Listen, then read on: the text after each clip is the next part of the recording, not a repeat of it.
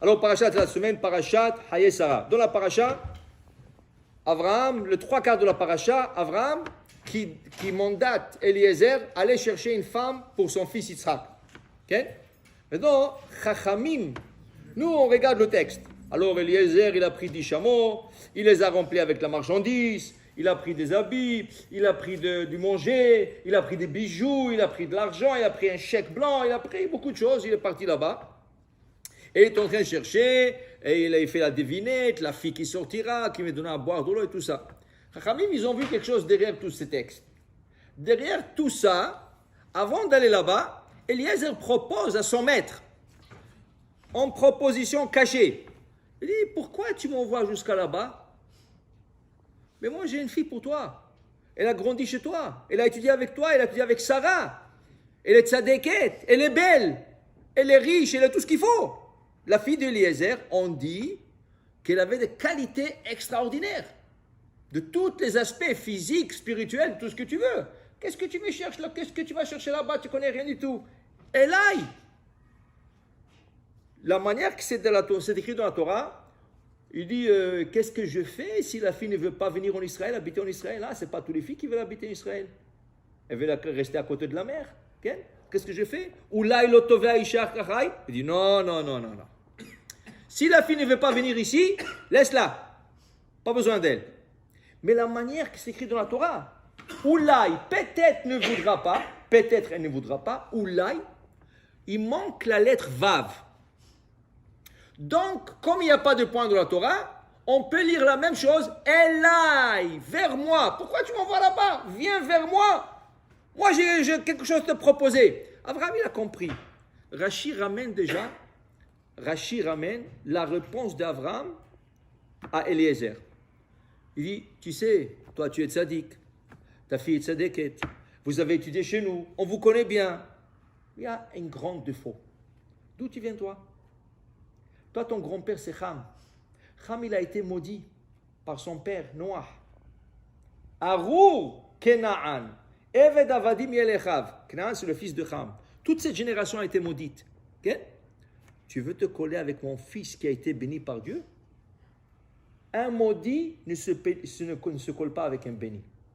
Donc, tu peux avoir tout ce que tu veux. Tu n'as pas la bracha. Quelqu'un qui n'a pas de bracha, on ne se colle pas avec lui. Alors il a dit, va à la maison, va me chercher l'affaire. Et là, comme un serviteur loyal, il a accepté la réponse, il est parti chercher avec loyauté une fille pour Yitzhak. Une fille pour Yitzhak. Ça veut dire que c'est important que tu saches tes sources et tes souches, d'où tu viens. Une fois, le rabbin Ishraï raconte, une fois quelqu'un, il adorait la chasse. Il est allé à la chasse, beaucoup. Il avait un chien. Il avait un chien qu'il allait avec lui. Des années, à un certain moment, le chien vit. Il ne pouvait plus bouger, il était là, à côté des cheminées, tout ça. Et le propriétaire, il avait de la peine pour lui, il avait de bons souvenirs avec ce chien, il a aidé, tout ça. Il avait de la peine pour lui, il va dire qu'il va mourir comme ça. Qu'est-ce que je vais faire? À la fin, il a une idée. Il va le déguiser. Qu'est-ce qu'il a fait? Il est parti, il a acheté plusieurs déguisements. Il a acheté un queue d'un tigre. Il a acheté une fourrure d'un lion. Et il lui a acheté, je ne sais pas, des cornes spéciales et tout ça. Il l'a habillé. Comme il était un grand chien et tout ça, on ne l'a pas reconnu, vraiment un animal bizarre. Il dit, je vais vous prendre, je vais le mettre à la forêt. Il va passer le temps là-bas jusqu'à qu'il va mourir. Mais personne ne va le manger parce qu'ils auront peur de lui.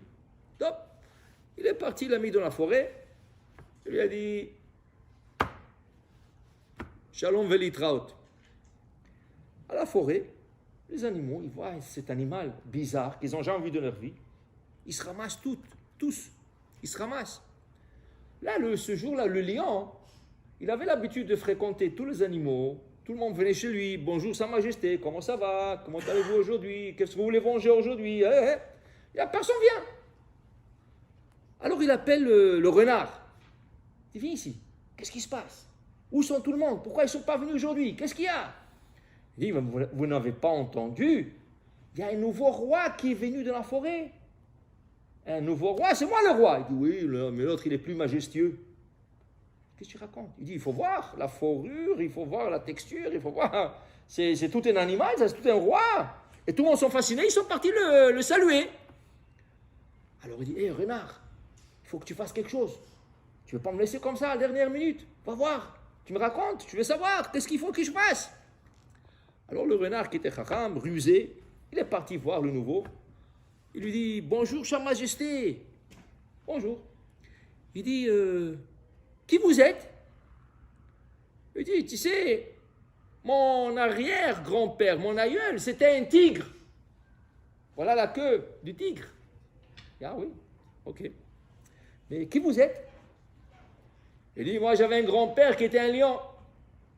Regarde la fourrure, regarde. Il dit, waouh, impressionnant. Mais qui vous êtes?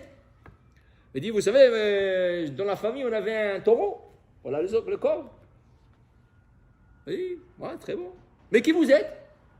Il a fait le tour jusqu'à qu'il n'avait plus quoi à dire. Il lui dit, oh, qu'est-ce que je veux dire? Je suis un chien.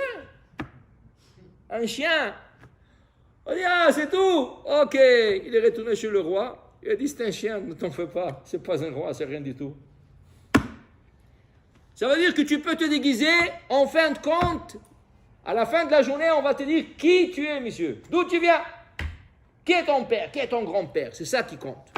Pas que comment tu t'habilles, pas comment tu te conduis, pas comment qu'est-ce que tu es devenu Baal Tchouva et tu fais de... Non.